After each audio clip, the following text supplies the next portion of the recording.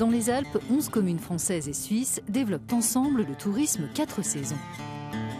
En dehors de l'hiver, les pratiquants de trail running et de VTT électrique se lancent à l'assaut des sommets aux Portes du Soleil, le plus grand domaine skiable transfrontalier du monde. On passe du côté suisse et du côté français en un tour de pédale.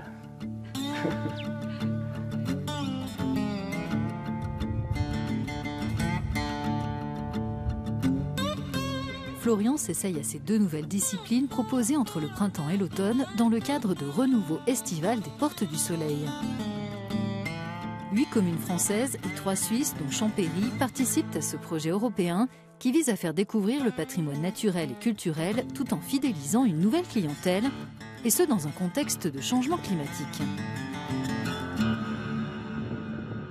Alors moi, j'ai pas du tout l'habitude du vélo électrique, c'est quand même un sport assez doux, on peut le faire encadrer, par exemple ici, et c'est quelque chose qui est vraiment simple et qui permet également de voir la montagne autrement que via juste le ski. Sur les autres saisons, ça apporte quelque chose de vraiment complémentaire, je trouve, c'est très intéressant. Le budget total de ce projet est d'1,5 million d'euros, dont un peu plus de 600 000 financés via la politique européenne de cohésion. La France et la Suisse apportant 46,5% de l'ensemble du budget. En saison estivale, les 12 stations du domaine sont reliées grâce à la mise en service de 25 télésièges. En plus des parcours de VTT, Renouveau estival des Portes du Soleil a permis de proposer 55 parcours de trail running transfrontaliers visibles sur l'application du projet. Florian teste le numéro 41 en compagnie de 2 champions de la discipline, Gaël Sierre et Aurélien Bovard, au col du Cey, près de la Chapelle d'Abondance. Tous les parcours sont gratuits. La découverte du domaine hors saison de ski attire de plus en plus de monde. Le coordinateur du projet, Benoît Cloirec, égrène quelques chiffres.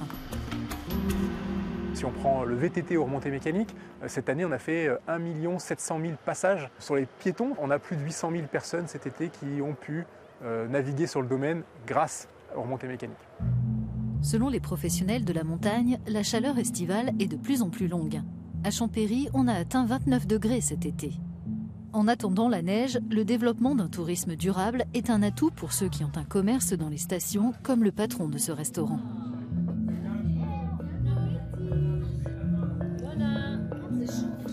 Nous avons des années qui sont incertaines. On a pu remarquer la baisse énorme de la fréquentation avec ce Covid. Maintenant, on est confronté à des problèmes énergétiques. Donc, je pense qu'il est important de d'étendre l'offre sur toutes les saisons de l'année.